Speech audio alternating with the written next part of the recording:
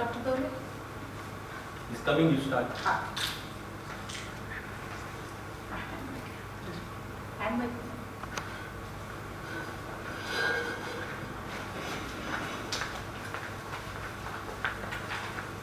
Voice is taken. हाँ एक बार check कर लो ना. Ma'am, you were testing no one whether taken.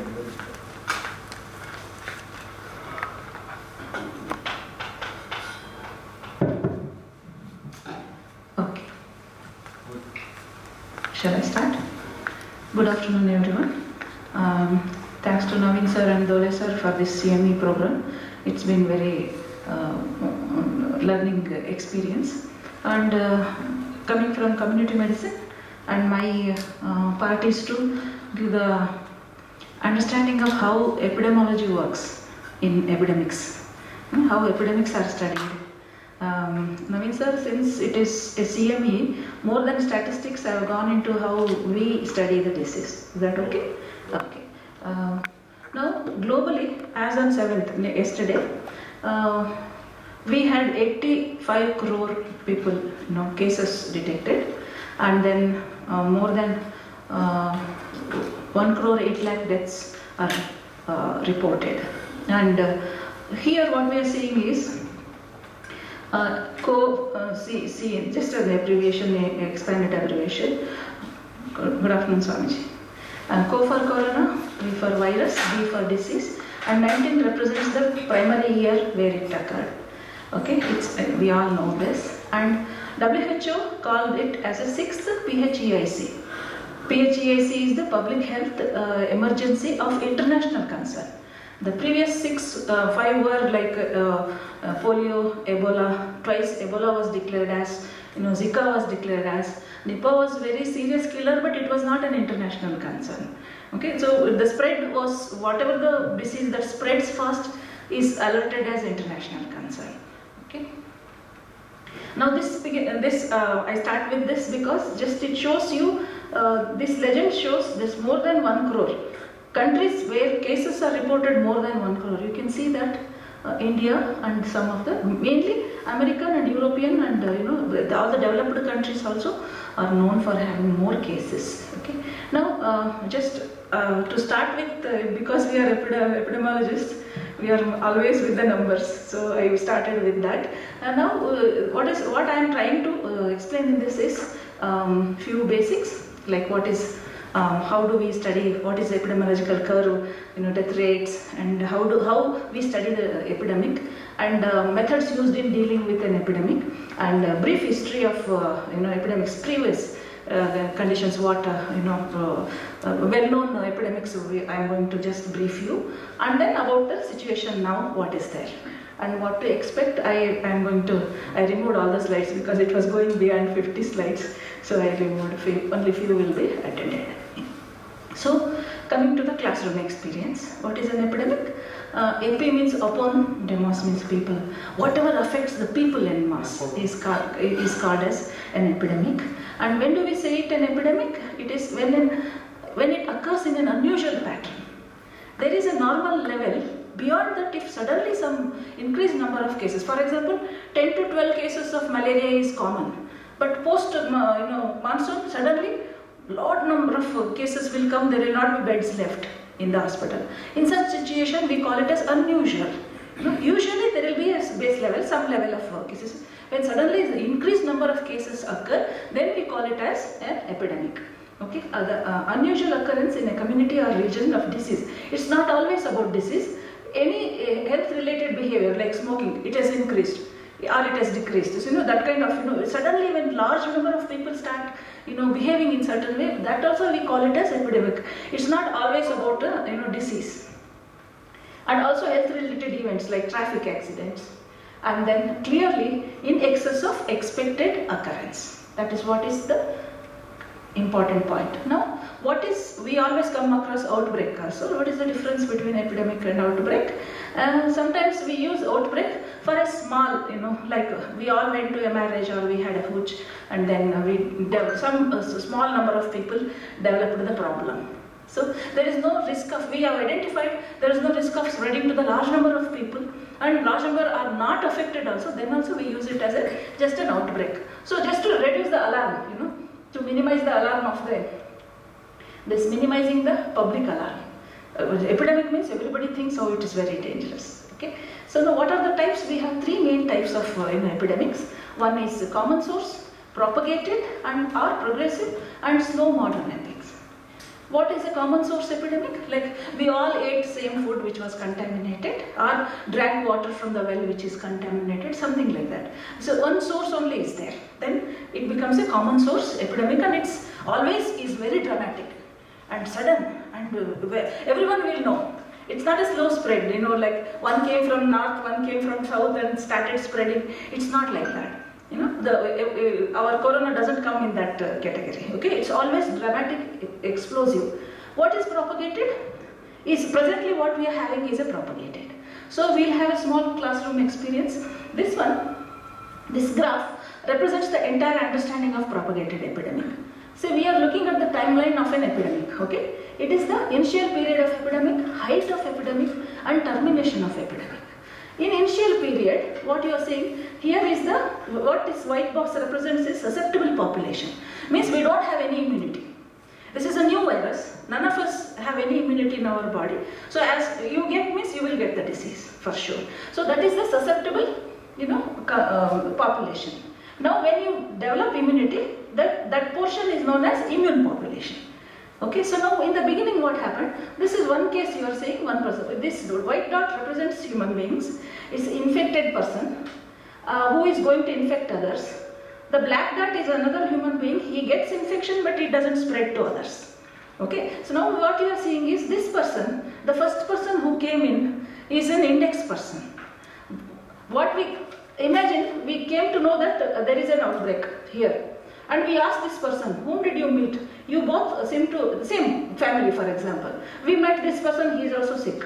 Then we go to that person, we ask him, whom you met before, where were you? And we trace this person, we trace back. Beyond that we don't find anyone. Then this becomes the index case, means starting point. In South Korea, one lady went to country and she attended one church program. She spread to many hundreds of people. And again she went to another church program, there also she was among the thousands of people she spread. So she was the index case for 60% of cases in South Korea. 60% of cases were because of that one lady. Innocent, she doesn't know that she has that even virus also. Just it went into the country. So now what we are seeing is, as this person infects this person, he is not spreading to anyone. Maybe he is well quarantined, he didn't go anywhere and he is not spreading. But others are spreading here. He gave to 2 person, this person gave to one person. So now you see this person, he gave to 1, this fellow gave to 3 people. And one, you can trace that the chain went on till the end. It goes on. Like that it gets propagated from one to another. Okay. So now in the middle, what you are seeing is half of the community is already immune. We have developed antibodies. If you do the serosurvey here, you will find out how many people are affected. Here, 50% of us are now immune in this area. That's the peak of the epidemic usually. Then we consider we have come to the peak of the epidemic. Now, how it tapers, how it ends? It ends because more black dots are here. You see the black dots? They are no more spreading to anyone, or white dots have reduced, susceptible have reduced. You see, susceptible population is very little. Now 80% have already immune. That's what we call as herd immunity. The herd means the group, the entire group. Most of us are immune. That's why the rest of the 10% or 20% are not. And what decides the herd immunity? How much is the number for corona? We don't know, because there is one common understanding. Whenever a disease is highly infective and spreads very fast, then you need higher number of herd immunity, higher number. Like for polio, Viras was telling me 95% is required. Then 5% may be saved. Many of us don't vaccinate our children, right? How our children are not affected? Because rest all are not spreading it. Okay, rest all are not spreading it. Even if you don't take vaccine, you may survive because all others are vaccinated and they are not spreading it. That could be one of the way herd immunity functions. Okay. Now, how fast it goes? So next is the third type is the modern slow epidemic. What is the slow epidemic? Epidemic doesn't mean always disease, I told you. So this is a new thing that is coming up in community medicine. We talk about even non-communicable diseases. Like diabetes, cancer, these diseases are also considered as, epidemic format because large number of people are affected. That though it is not in days and just year, it may last decades also. It takes long time to show, but still we call it as an epidemic. See, you can see here, the cancer is showing upward trend, and you can see coronary heart disease also showing upward trend. There is no going down, and then here stroke only it has showing up a downward trend. We have controlled stroke a bit, but end stage kidney disease is almost, it's not showing downward. It's also going the same way. We are not achieving much. So it's almost like a slow epidemic. Now, next important thing that we learn in the epidemiology context is epidemic curve, or we call it as epi curve. What is it?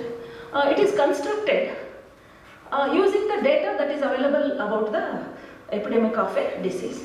And what is the speciality of this? You see here, it tells the story. If you see the epidemic curve, you can tell about the epidemic, completely about the epidemic. How the story unwinds, we will see. Now, in the x-axis, we have the days, 1, 2, 3, like that, 14 days. Let us take December, okay, December 2020. This y-axis represents the cases, number of cases, how many affected. Okay, so some of the one students group went for a party and they were exposed to a poisoned food, contaminated food. Okay, this was the day they went for party. Okay, this is the exposure. After 3 days, one case came, one fellow. This is 1, 5, 10, 15, like that you can do the scale. There is number of cases. And after 10 days, after some day, some more cases came, and some more cases, 10 cases. And by 14th, 15 cases came. Then after the 20th and all came down. And by 22nd, only one case was there. Here, 10 cases were there. So if you join all the this one, actually statistically it is not this simple. Statistically it's a histogram that is done. But to understand the curve, I am just using the shortcut. So what happens? You are seeing this. This is the exposure, and the first person reported at this time. This is the early incubation, and the last person reported on this day, right? This is the longest incubation period. That means after so many days, the case was, the person developed the disease.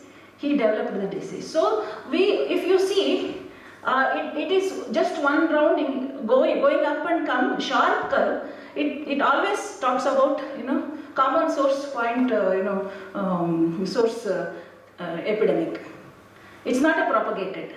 Propagated means few will be more, after some time it comes down, again it goes up, again like that. We have seen waves, in waves it comes, and repeated lockdowns, as an intervention. We come across these things. That is propagated.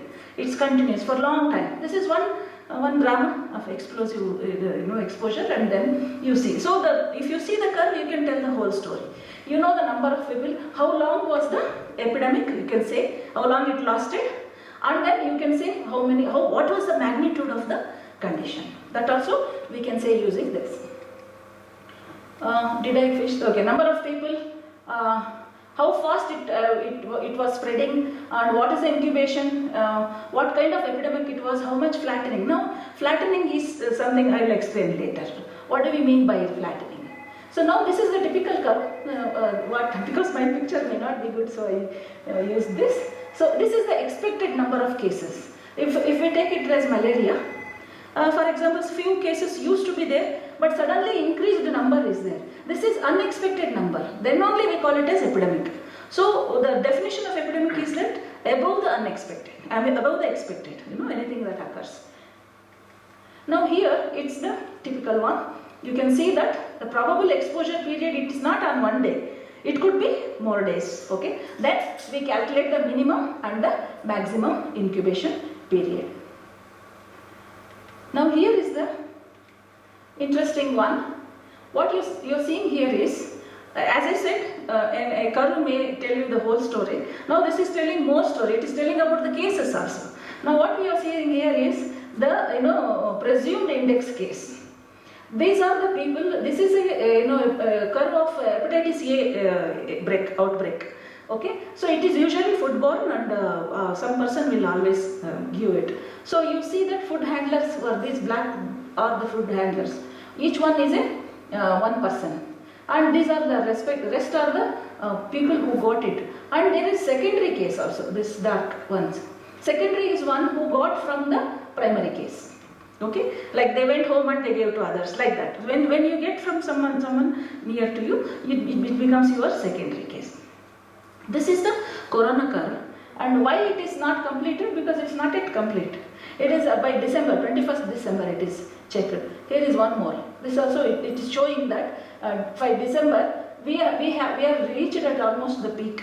Now after few months you will get the complete picture of the epidemic curve. And this one is showing the American, the numbers, biggest number is America, next comes Europe and Southeast Asia. This one is the Southeast Asia.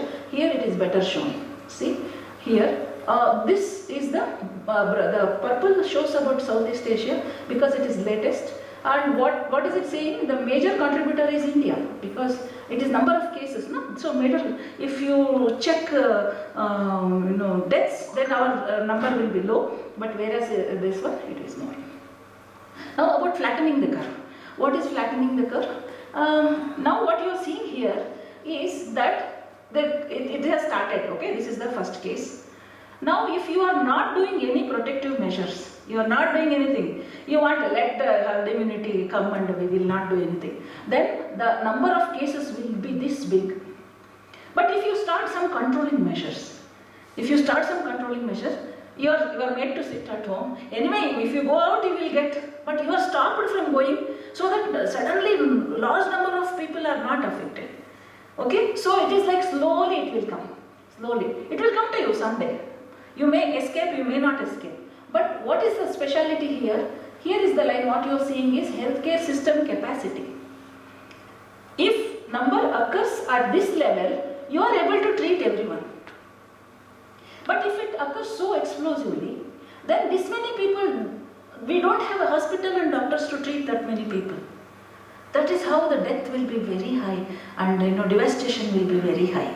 That's why we need to flatten the curve. It's like flatten the curve means slow down the spread of the epidemic. Slow down. You could see that news anchors were asking the WHO expert, sir, are we going to flatten the curve? Come on, man, what they will understand? No, are we going to flatten the curve in India? That kind of understanding goes with that. Now, epidemiological methods used in case of epidemics. This is about how we study the epidemics. Okay. Here you identify the source. First step is where it came from. In Wuhan, it came from wet markets. But doubt is still there. It must have come from the lab also. Yesterday's news is WHO is going to China to investigate whether it came from a lab or wet market.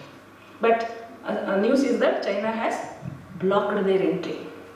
Now, epidemiologists went to the area. What we do is we go to the area in China where it first appeared, that is Wuhan, and conducted survey. See, all our studies are survey based.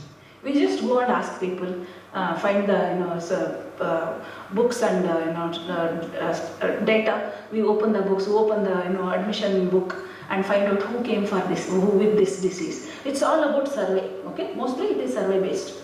And then they collected nose and throat specimens for lab analysis. That's what they did. Even many who were found positive were forcibly taken to the hospital, right? You have seen those pictures. The field investigations, this is what we call it as field investigation. Showed them who was infected, when they became sick, all that has to be noted down, and where they had been just before they got sick. That is an important question to identify the source.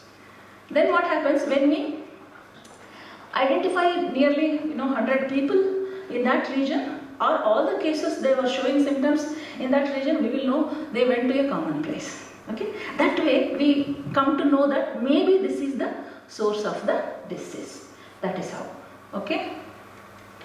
Then monitor and track the diseases. Now we will be monitoring. Now we came to know there is a new disease. There is a, we have taken the lab testing we are doing. It's not a well-known, already known pathogen. So now what we do is we monitor. How do we do that?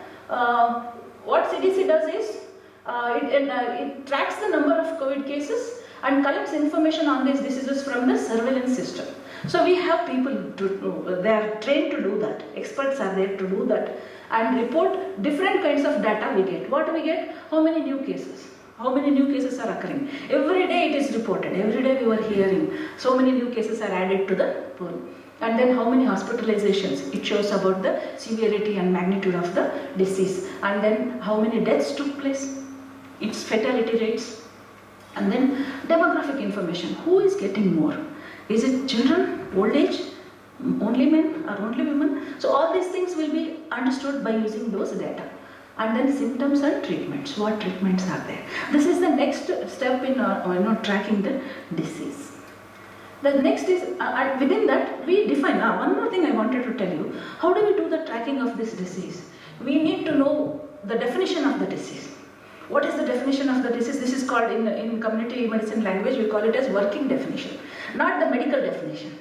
For example, sore throat for medical definition could be that if streptococcus presence of that and you get the inflammation, could be that. But in community medicine, for field study, we define working definition of sore throat could be swollen tonsil with redness and pain complained by the patient.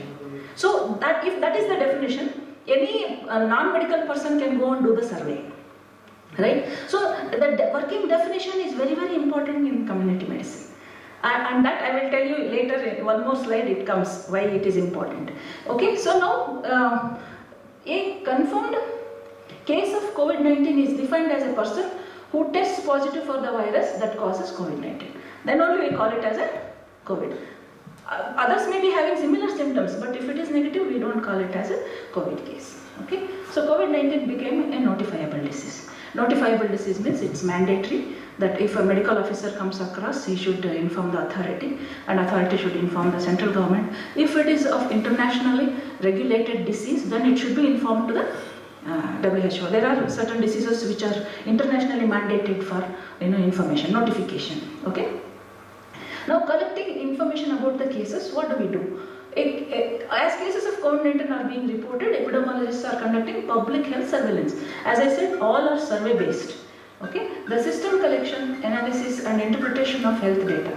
Surveillance allows epidemiologists to calculate these things. One is incidence, means how many new cases are coming, and prevalence, number of cases at one specific point in time. Means in July how many were there, in August how many were present, like that.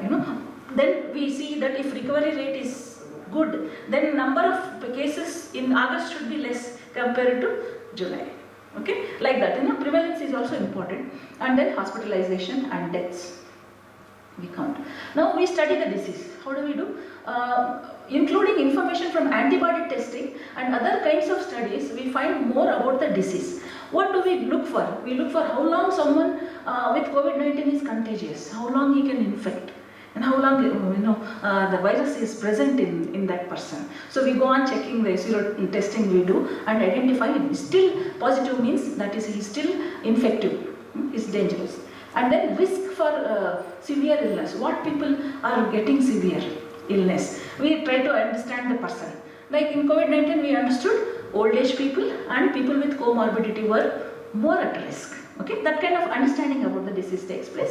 With medical treatments, which medical treatments are more effective? That you have been hearing. Time to time we found that this was good, that was good, like that. We have been understanding from the studies. And developing guidance for next step is developing. After understanding everything, what we will do, we develop guidance. And we actually WHO will be updating it every time. They will tell us what measures you should take to prevent, what measures you should take in the hospital. Guidelines will be developed by the recommendatory bodies like WHO, CDC, like that. It will be, and it will be updated also. Why some epidemics are severe? Because of the environmental conditions, characteristics of the host population and socio-cultural behavior of the people. Host population is the most important. That's why you see that UK with very good healthcare system, number and US number and death both are more. So it depends on the host population, the characteristics of that population.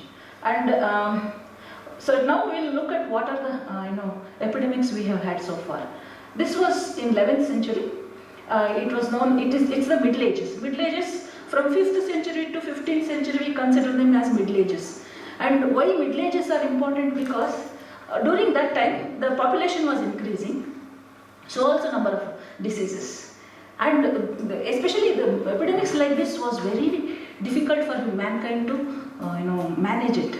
You have seen Apocalypto movie. In that they show a lot of dogma, a lot of superstition returned during the Middle Ages. That's why Middle Ages are called as dark era for medical science. It was a dark era, and Galenian principles were very dominant, and Galen was called as dictator of the medical science. After 1,000 years only somebody questioned Galenic principles. Like that, Middle Ages was known for its dark period. And plague, it's dark death, black death. It is known as Black Death, and it in 17th century it was declared as Black Death. It was in 14th century. Lot of people died because of that. There is one very beautiful Hollywood movie by name Plague. Very nicely they have shown how the conditions were when plague happened in a village. Very beautiful movie. I can't help mentioning it. And this is about 17th century plague that affected London. This was not done at that time, but they had the data and they developed this one. They show that in 1665, 20% of people died. Our death rate is just around 1%. Even for that we feel so much of tragedy has happened. Imagine 20% people dying at that time. It was a devastation, great devastation. And then this was cholera in 1817. The history of cholera is interesting. It started from Russia, and British soldiers from Russia brought to India. That's the gift. And then many people died because of cholera, and we are very rich now. We keep cholera all the time. It never goes away. But cholera never is seen in America.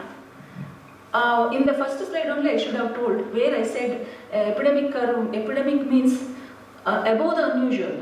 If it is unusual, above the usual if it happens. What is above? What is usual then? What is expected then? In America, no cholera case is present. That is expected. If one cholera case occurs, it is considered as epidemic. It is unusual. Not epidemic, unusual. It may spread to others. Even rabies also in many countries, zero, no cases. Then that is the usual. If one occurs also, it is unusual. But for us, cholera usually there. Malaria usually there. Some cases will be there. Epidemic is one when it is large numbers. Okay? And then it is Russian flu. It almost killed so many people. Russian flu was very devastating, and it killed a lot of people in the Europe also. Now this is something that is close to the present. After 100 years it has happened. You can see the similar picture. All the big halls were converted as makeshift hospital, and they were asked to wear the masks at that time. Same thing, it has repeated after 100 years. This was known as Spanish flu. It was not originated in Spanish flu, but name fell like that. And it was first observed in Europe, United States and parts of Asia before spreading around the world. At that time there were no effective drugs and vaccines that treat and kills flu strain. Even now also we don't have, but we have some treatment possible. Okay. And this was in 1957 again. That was again Asian flu. And HIV/AIDS also is considered as one epidemic, slow, but it's an epidemic. And 2003 was very seriously mentioned was SARS. Okay, this severe acute respiratory syndrome. And then came, now it is the COVID-19. It started in the Huanan seafood market in the Wuhan. Okay, now here what you are seeing is the current number. India 10 crores, but still half of United States. United States has 20 crores. So being rich did not, disease is a leveler, It's a great. It's not 10. Cases, sorry. It's not 10 crore. 1 crore. It's not 10 crore. 3 lakh 95,000. 1,03,95,270. Yeah. Is 1 crore 3 It should be lakh. 1 here. The comma should come here, right? It is 1 crore 3 lakh 95,000. 3,95,000. Okay. If this is 2 crore, then No. That is 2 crore 8 lakhs 70,000. Okay. So, but still it is half of the people that are affected. Okay. Now deaths due to corona has 6 strains. It has 6 strains affecting humans, of which last 3 were fatal. Like SARS that happened in 2003, 774 deaths occurred, and MERS 858. COVID, you see the most dangerous now. And number of deaths and death rates. Now number is total number, whereas fatality represents killing power of the disease, deaths among cases. Okay, what is death? Case, fatality, case and fatality. There are cases. How many recovered? How many died? If more died, fatality is very high. Very few died, most recovered, then case fatality is very low. Okay, so we try to understand what is the case fatality of a disease. Okay, so case fatality ratio, instead of calling it rate, they converted it as a ratio. Mostly it is called as rate, but there is no timeline for that, so we call it as ratio. Is the proportion of individuals diagnosed with a disease who die from the disease and is therefore a measure of severity of the disease. Now this is the formula we use. It is always a percentage, into 100 we do. Number of deaths from disease, number of confirmed cases of the disease. How many confirmed cases were there? How many died? Like Ebola had 70% of death. And out of 100 people diagnosed for Ebola, 60-70 people died in Sierra Leone, especially. Okay, that much, it's very killing disease. But Ebola was not easy to spread like influenza, like corona. It did not spread like that, and it was declared as international this one, and it was controlled from that country, in the South African country. No flights were there, and no one came, and even India isolated everyone in the airport, and they were kept there, and then very few came from that country, and it was easy to manage. Unlike the thousands and lakhs together people who came from infected countries to India, and its spread was very obvious. Okay. Next one is, when active cases are there is one problem with this. Right now, can we say the case fatality rate? It's very difficult, because there are people who are still having the disease, neither they have recovered nor they have died. So the entire case, when the whole course is completed, the actual picture of case fatality can be told. Otherwise it's bias. Okay, half of them are still active, some have recovered, so only some died. We have some death data, but those who are active, how do you know they will not die, they will recover? So that calculation is not complete. Okay, for that we use this. Next, this is always in statistics we do these adjustments. Denominator is changed here. See, number of deaths and number of recovered, we include them. These two kind of denominator is used to measure the case fatality. This is one adjustable method of identifying the actual possible cases, fatality effect. Okay. Now, what are the extremes we have? Singapore has lowest coronavirus case fatality count globally, that is 27 deaths among 57,000 cases. That is at 0.05%. What could be the reason? One is that they have very good healthcare system, and they home quarantined people. Means only severe cases were brought to the hospital, and the rest of the simple mild cases were treated at home. All the facility was given to the homes. That way, healthcare system was not overwhelmed. Okay, so that way they managed well. They tested, high number of testing took place in the globe in Singapore. There is one more reason, because why I am taking this as example. The one more reason is that they used only pneumonia-related deaths as a WHO. Means, as I said, I will come back to the definition of the disease, right? The working definition of the disease for calculating things. What WHO said, when people die of pneumonia, we call it as death due to corona, right? That was the WHO definition. But we know that corona people also died of cardiac and other complications. Even though their respiratory system may be okay, but they died other cases. But following their definition, Singapore has counted only deaths due to pneumonia. If the definition changes, this number will increase. It will not be this low. So whatever we get, statistics is a special lie. It's not a normal lie. It can be very deceiving.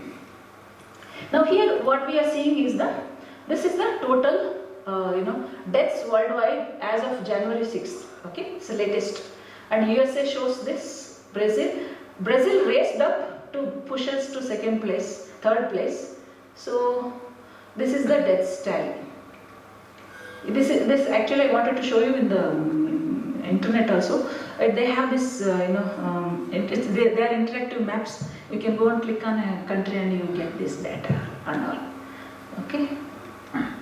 Now, how India handled it. Now, it is about how India has been handling this condition.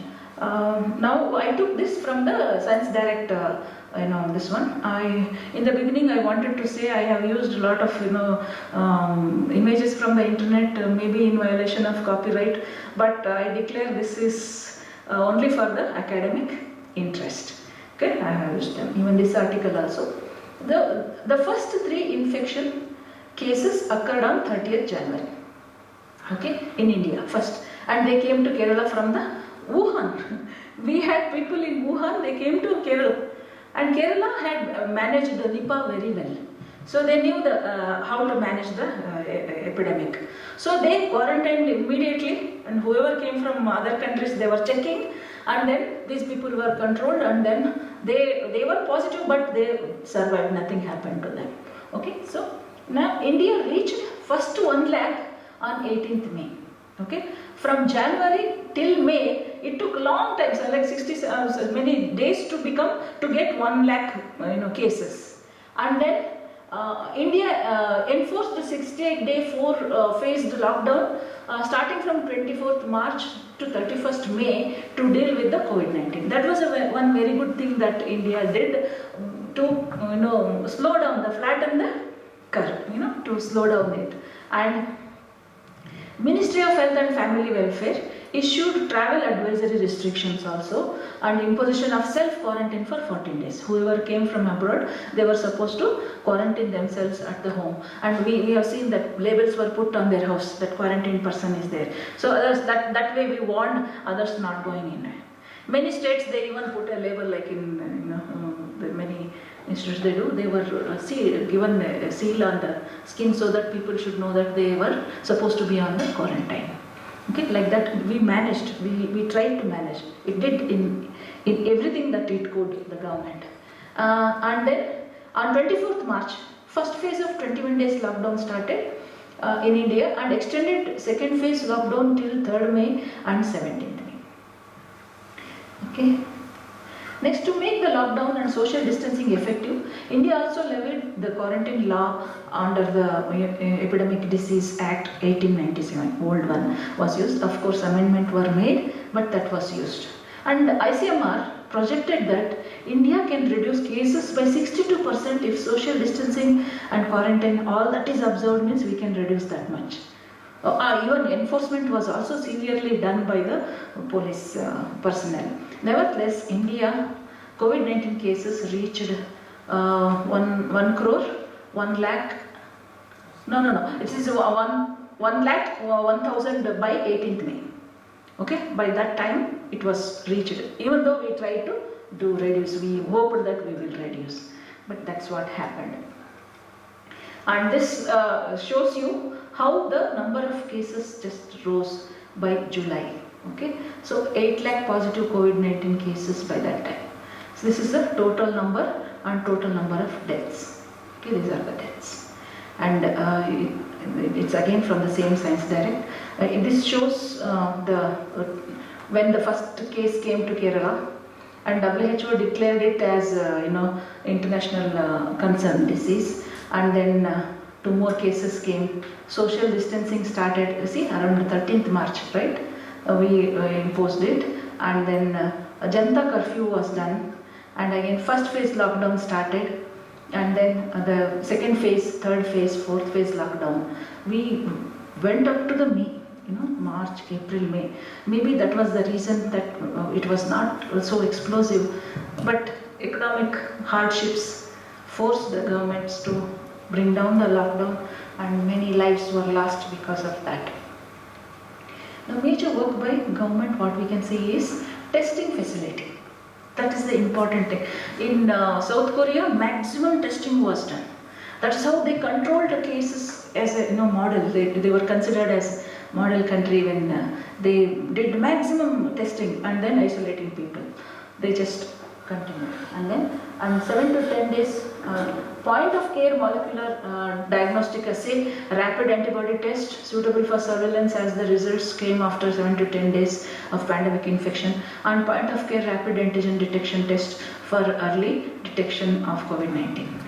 And what doctors, to reduce the case, fatality, deaths, what they did is, we have to salute the doctors for that, the way they have worked, all the frontline workers, doctors, police, Safai Karmachari, everyone worked, relentlessly.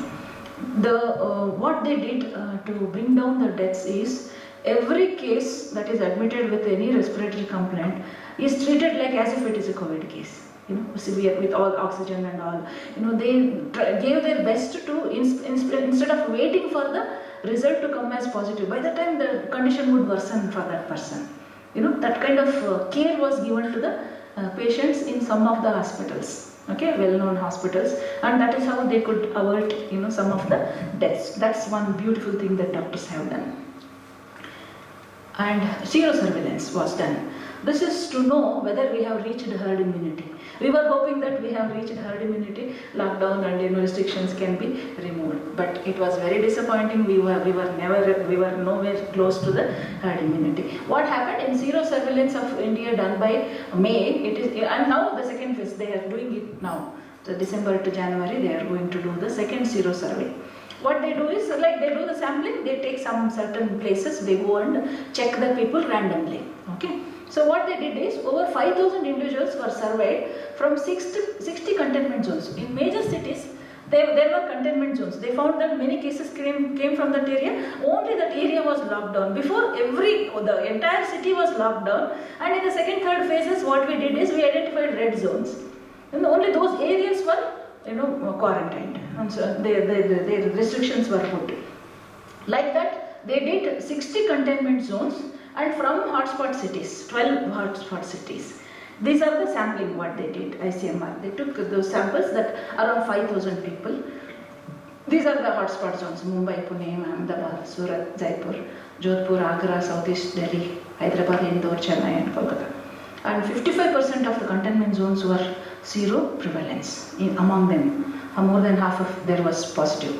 And survey results showed that the seropositivity rate was high in rural area, that is 69%, and it was, while it recorded 15% in urban slums, strangely it is very less. Though Dharavi, we have seen Bombay, huge death toll was there, and then 14% in urban non-slums. That is what the sero survey showed us.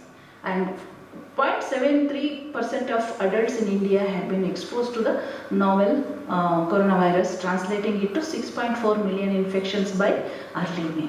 So it was very disappointing to know that there is no herd immunity achieved by this. Next came we have to mention this part, what India did. It's an important thing. So what I want to mention here is, Ministry of Ayush also made recommendations. Based on Ayurvedic literature, the scientific publications for preventive measures and boosting immunity with special reference to respiratory health. So I selected some of those drugs, and for example, medicinal plants like Tinospora cordifolia and Andrographis and Sidonia, right? And these were selected for recommending for immune boosting. And Arsenicum album for effective against SARS-CoV-2 as an immune modulator. There is a research which has proved what is the pathway, how it is an inflammatory pathway it takes and how it works. There is a beautiful study on RSALB, done. So then Agastya haritaki, upper respiratory infections, some like Bryonia, Rustax, Tropobelladonna, these are all plants, And why they were chosen? They have antiviral effect, proven antiviral effect, proven anti-inflammatory effect, and also antioxidant properties. That is the reason why it was considered as immune booster. A lot of antioxidant activities are there. That's why these were considered. That is the contribution of the Department of Ayush. Then what is the latest now? The mutation in the UK is the thing. What is the problem with the coronavirus? Behrupia changes its the way it looks. And then what happened? Now we have that, and it is rapidly spreading across England's southeast, and 70% more infectious than present corona.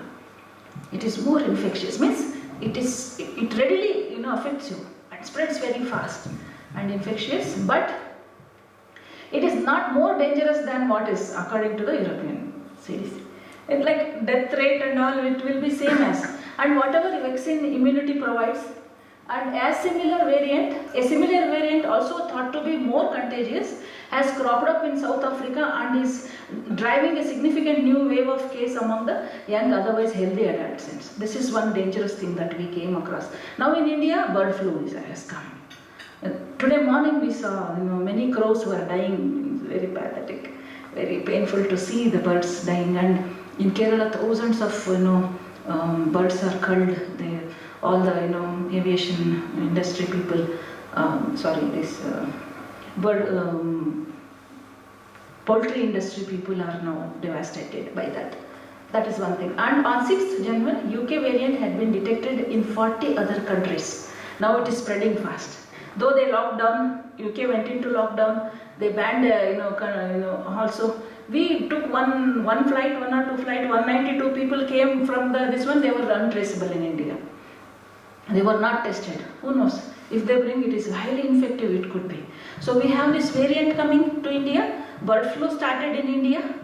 The battle is not yet over. Okay, we are still what we are looking forward.